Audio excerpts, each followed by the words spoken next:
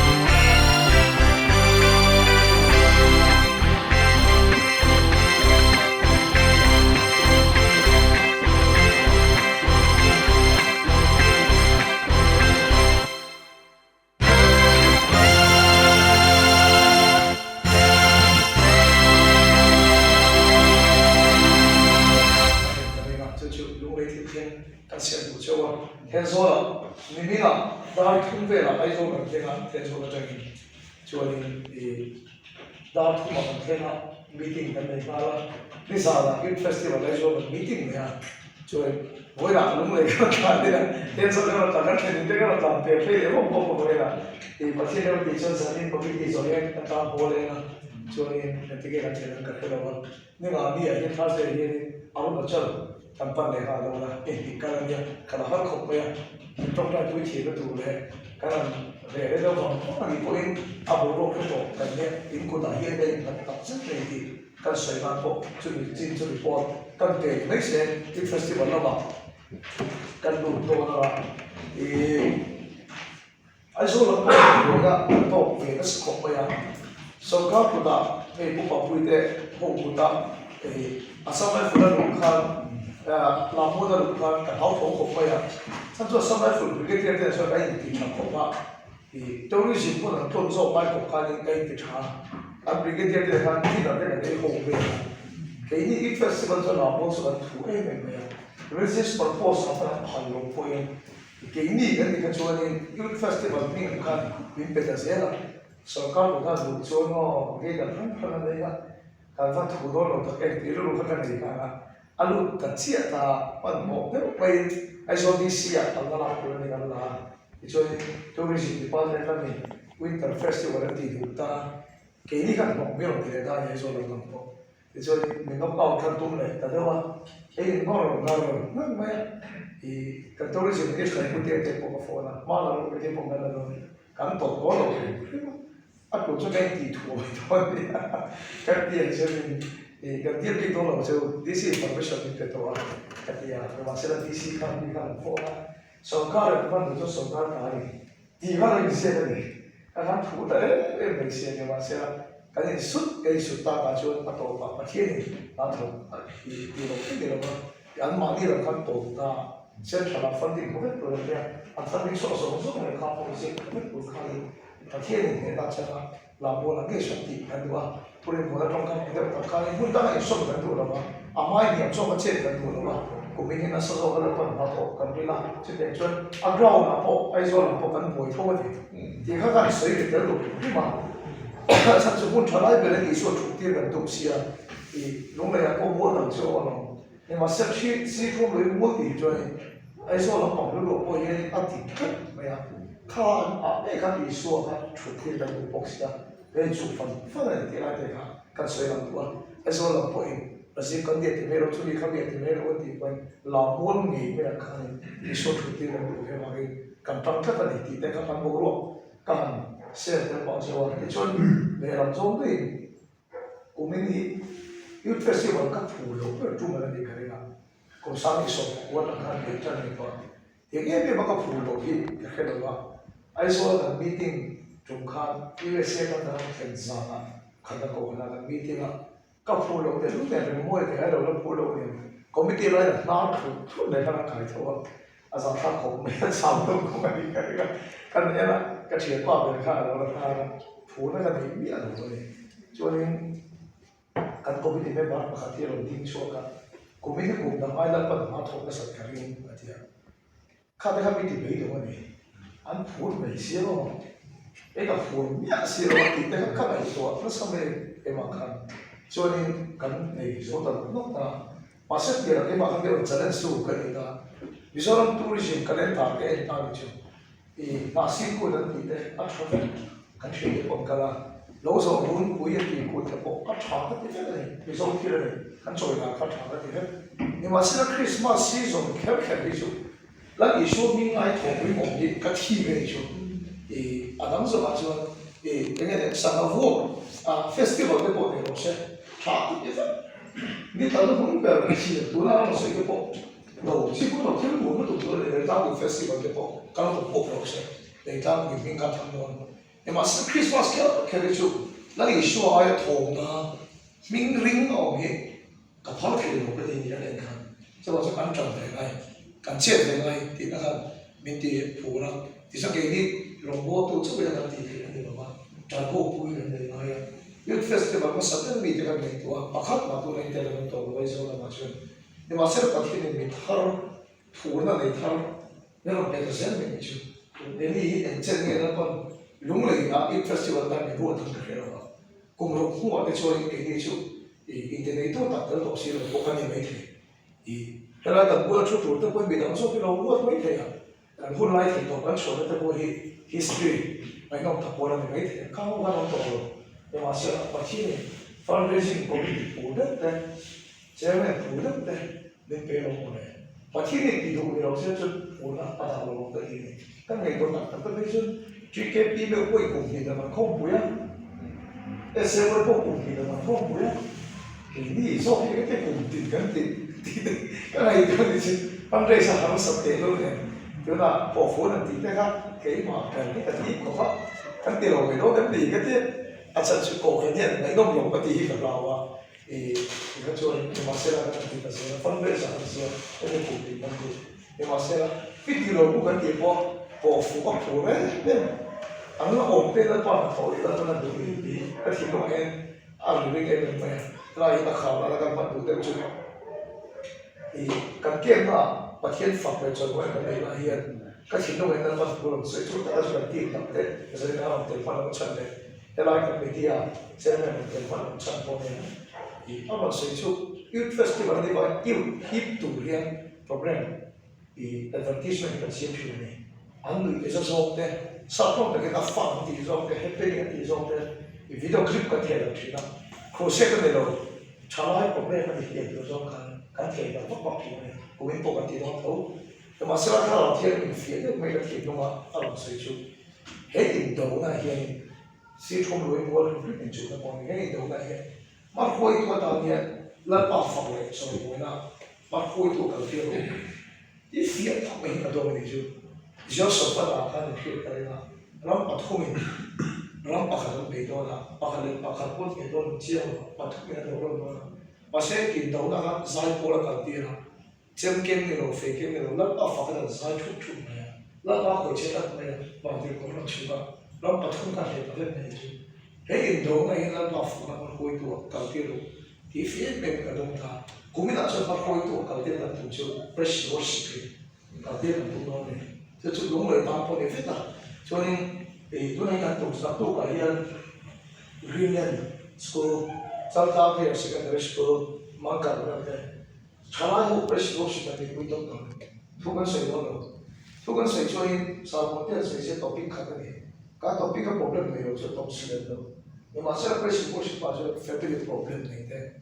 personal problem này thế bao giờ cũng này thế relationship và mối này chúng ta cái số mình đang tạo ra phát sinh mình tự tạo ra phát sinh cảm ơn cả những sự lai của mình tự tạo ra sự lai bảo phát khá thế đó là tôi nói mình không có ai sẽ post của là có cái đó na sẽ post của là có cái đó mà nó là bảo phát thế cả mình không phải là một cái thọ tôi nói chứ thì cho rằng còn cái việc cái mình còn sợ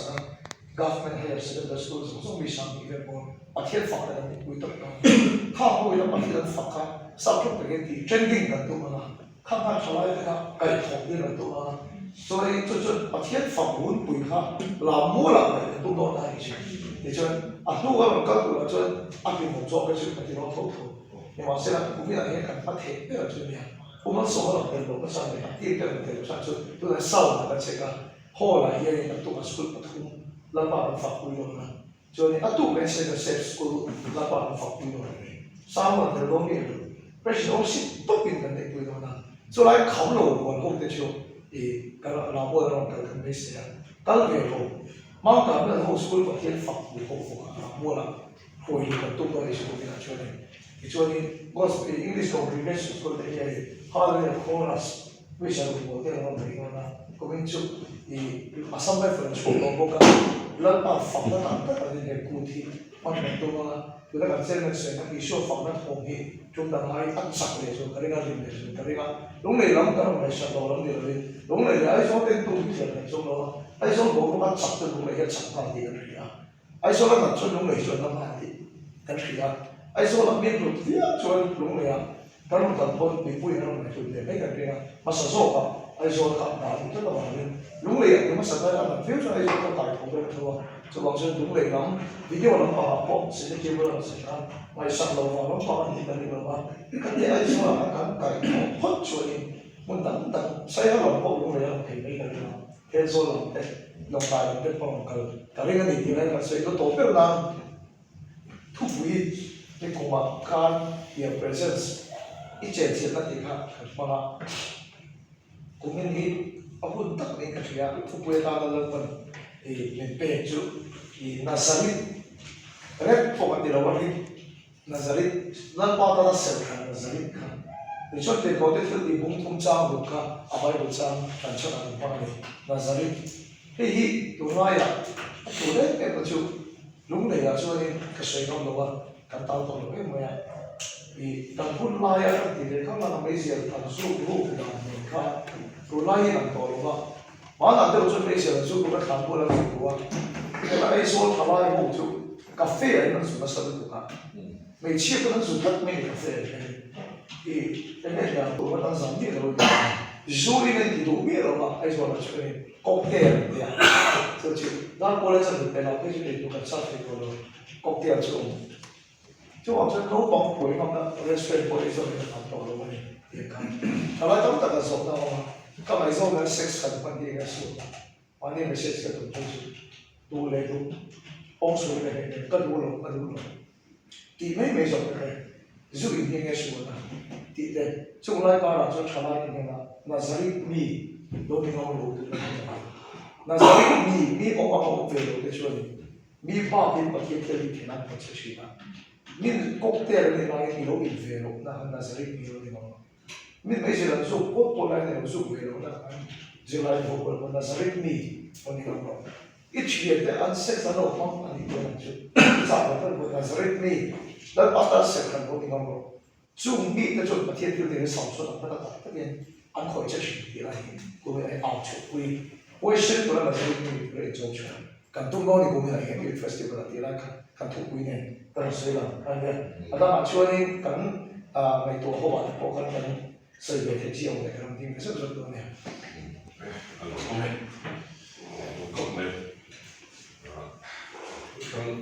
cái số mà cái bộ là cho nên số lượng cái bộ thì phải thì cái nó không rất cái là anh tôi có khá là cũng là một đề có thể sẽ xây khá là số mà bộ ground mà học sinh nó này biết mà chỉ như là bộ về đồng lệch mấy đôi thì khác cái gì bộ cái để cái này à mà rồi thì này bắt thiên là bộ alo là nó đủ thì cho công ty phải cùng bộ về được thì ngay đó mà nếu mà thì gì à experience of the training thì hiện tại bộ thì cho tuồng ra lúc tụ riêng thì hiện là nó về thì chúng ta vẫn cả là chúng ta chúng ta là cho nên bộ xây dựng cho nên chúng try cái này ra cái đồ mình khá là anh ấy meeting mà sahan report kim sang cái chỗ này bên ngoài đó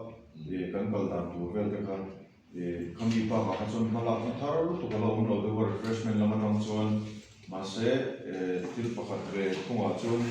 thì khi mình refreshment committee body tour làm ăn vote ho cái chairman khan thì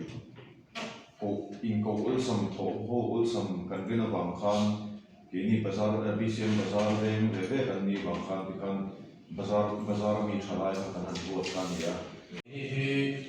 dan secretary hi manche lo wai i mai to kala PKP ve unit biak fela ni to a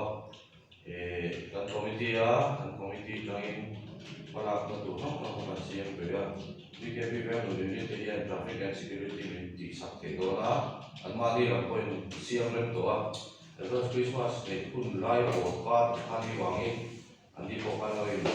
saya job ya aku job kan itu kan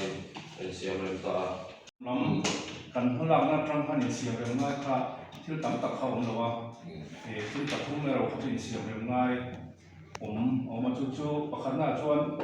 bol lo bom kha ate tu kha kan tilian do do na chuan apadina chuan bol lo pai kha kan lo khol hem tak lek ato khan kan boi ka tak lek a ani di na tu zana ni lo han han pai tai la chuan to zana han sam tak khan ni kan ni pai pai thek thora kan nga ya thì cái secretary đi chẳng hạn không biết đâu đâu đâu kalau ni sa to sia so kiman ko tan ne nga ini lampang hi ni som ni pali ka so kan kan mo ko ma kan committee ba organizing committee tu kan kan dia kita ini kan kan Rede justo con turza ti ni ko ai tam de se di kan ni kan kumina choni kan tu na de choni so ni sondi angel amoka phong ke ko mo se kan dia Ahomete apian kata joy mai mun han na hum te tam mang to a joy tu na hian kun hi dang kan ma hian kan festival ma hian ni le mu kan dia jong ke po su hian ni sa chuan kan nei he to na di chuan malam kan kan kanan ba akha benar siam yang te ke mani counseling email dia thang lo dia ka counter dan dia mai in lo ching to ka ang te ka kanan dia tin jengal sen chua tu rang chi sam sam te ma kan report bek to ka na po ka ni amwal man the to ne ti kanan siat kan kanin gua ma zum zum mai Pina le lama chuan ke ni department hi at tak taka thok pu te chu hei sulai thom loi mol chhe vela KTP electric salvation call ho kham khan ni mai ta kha kina appointment kan pele nga duty chok dan tu te in khalai chho hu na kha advance Christmas online ni wangin khamin man dan tu te kan sele nga khamin bil khan an duty routine kan siam le mai don ni a chu tho dan mai a maro chu hey an phiat angin Bethel ministry ka chu kita pilarami hotel li ta khanin anin ifel le turo ka ya ko ba ni ko ko kan boy fusion lo wa ni tifel ka ni chu chon ke ni kha chuanin delta south crew ho ka kan boy fuita an ni sila season hotel a khan an riak ring mata amuna an zui ke ma ges ne an nau ten khan zu ei ho kok ta ti lu la amun tu kan chiang te ok si lo wa tin delta south ka kan bele ya